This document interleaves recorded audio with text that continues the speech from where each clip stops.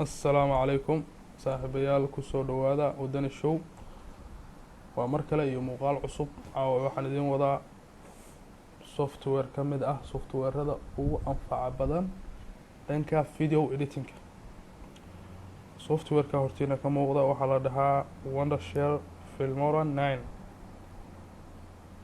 marka barnaamijkan waa barnaamij aad u fiican tools badan buu leeyahay Filmora 9 barnaamijkaas ayaan caaway waxaan ka bixinayaa hordhac baan ka bixinayaa dee hal video kuma soo karo kuma wada bari karo laakiin waxaan ka bixinayaa introduction oo inoo socon doonaa wuxuu inoo noqon doonaa taxan ilaa aynu ka dhamayno insha Allah aynu soo furano marka okay waan leenahay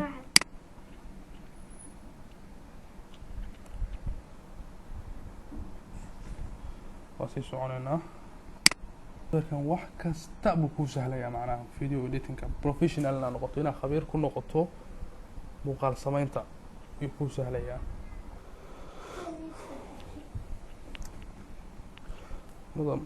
daawadayaal saaxiibayaal marka ugu horeysa saas uu soo baxaya halkan waxaad sameynaysaa meesha tan waxa ka saxaysaa muuqaalkaaga sida uu ekaanayo hadda u soo furto meesha ugu sareysa waa muuqaalada caadiga ah halda 16.9 waa wide screen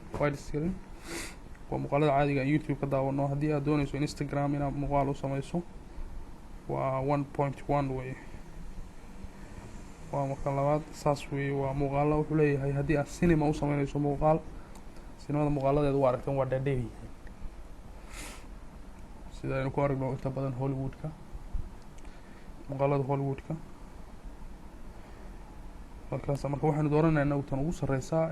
wide screen ilaa intana badan YouTube ee wuxuu sameynaynaa iyo Facebook marka new project walaalaha ku soo baxaya waa kaasa meeshaan waxa la dhahaa saaxiibayaal meeshaan waxa la dhahaa timeline baa la dhahaa intaan u jeedaanin